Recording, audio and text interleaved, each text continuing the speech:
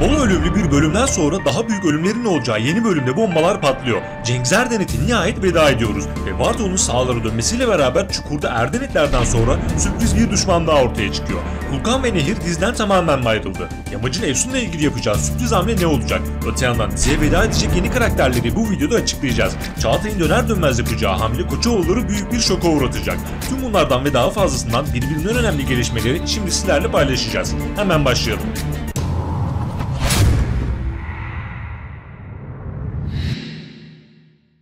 İlk olarak son sahneyle yani Cengiz Erdenet'le başlayalım.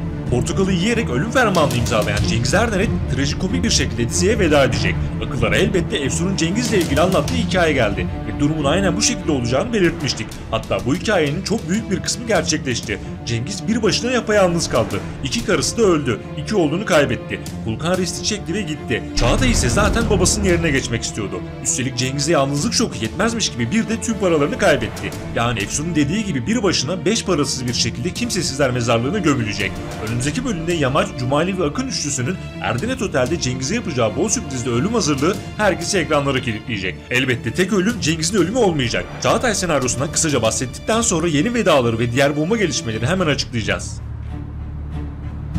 Çağatay Erdenet nihayet geri dönüyor. Tek amacı babasının tahtına oturmaktı ve fırsat ayağına kadar geldi. Erdenetlerde geriye sadece Çağatay kalacak. Cengiz'in ölümü Çağatay'ın umurunda bile olmayacak fakat bir yandan da intikam almaya devam edecek. Çünkü Çağatay'ın Yamaç ve Koçoğullarla ayrı bir hesabı var. Çağatay'ın yokluğunu şunu anladık. Erdenetler Çağatay olmadan neredeyse düzgün bir iş başaramadılar. Çağatay dönüşüyle beraber yine zekasını kullanarak Koçoğulları şoka uğratacak hamleler yapacak ve birçok ölüme sebep olacak. Hatta bu yönde suyu iyice ısınmaya başlayan Cumali ve Koçoğullu kadınlardan birkaç veda daha gerçekleşecek. Öte yandan Kulkan ise babasına resti çekerek eski haline geri döndü ve gitti. Fakat Kulkan'ın senaryosu henüz bitmedi. Sahneleri devam edecek. Şimdi gelelim beklenen diğer vedalara. Aile yemeğinde herkesin portakalla bir karesi olmuştu. İşte koca Erdenet ailesinde Cengiz'i de öldü olarak sayarsak geriye sadece Çağatay, Kulkan ve Seren kalıyor. Seren Erdenet diziye veda edecek olan karakterler arasında ön sıralarda. Hatta Seren'in ölümünün Çağatay'ın elinden olması bekleniyor. Annesi Olga'ya çok düşkün olan Çağatay bu gerçeği öğrendiğinde ve Seren'in kendisine oynadığı oyundan sonra Seren'in biletini kesecek. Tabii önce ortalıktan kaybolan Seren'i bulması gerekecek ve er ya da geç Seren'i bulduktan sonra elveda kuzen diyecek. Bir başka veda ise Ekmekçi Remzi ve annesinin vedası olacak. Survivor 2021 kadrosuna dahil olan Çağrı Atakan önümüzdeki bölümde ölerek diziden ayrılacak. Ekmekçi Remzi'nin ölümü ise Kulkan Erdenet'in elinden olacak. Kulkan Remzi ile karşı karşıya kalacağı gerilim dolu sahnede kürek sapıyla Remzi'nin yaşamına son verecek ve böylelikle ekmek sevdasıyla gönülleri fetheden Ekmek Reis'e veda etmiş olacağız. Öte yandan diziye 2 bölüm içinde veda etmesi beklenen bir diğer isim ise Murtaza. Murtaza'nın önümüzdeki bölümde Yamaç ve Efsun'la sürpriz bir sahnesi olacak. Yamaç'ın sürpriz Efsun hamlesine Murtaza da dahil olacak.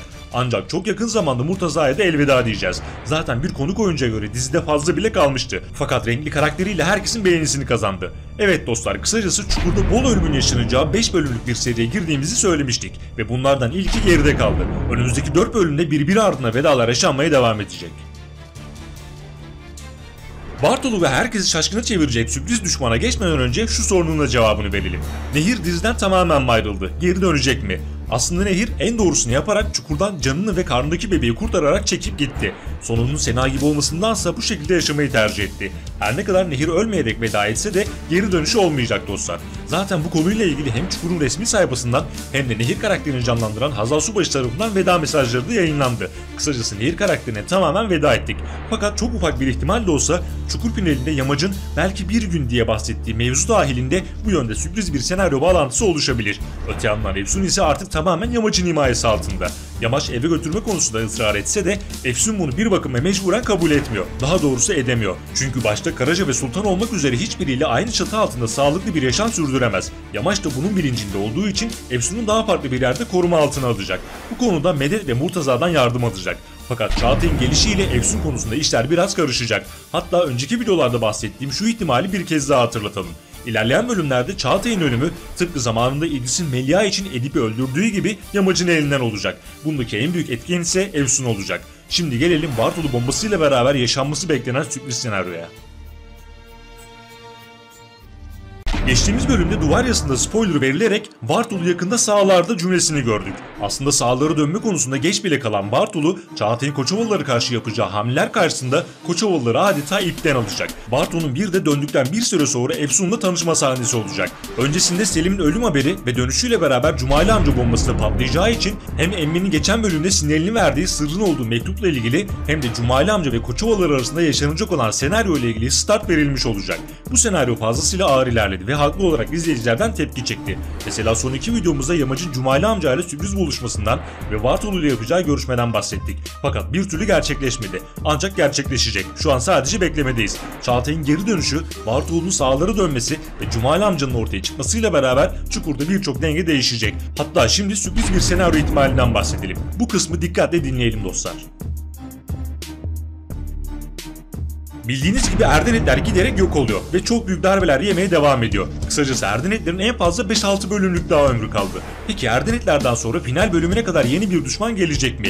Bu oldukça düşük bir ihtimal. Çukur %90 bu sezon final yapacak ve bir değişiklik olmazsa yeni bir düşman grubu oluşturulmayacak. Peki Erdenetlerden sonra Çukur'un düşmanı kim olacak? Çünkü düşmansız Çukur olmaz. İşte bu konuda akıllara gelen en kuvvetli ihtimal Cumali amca senaryosu.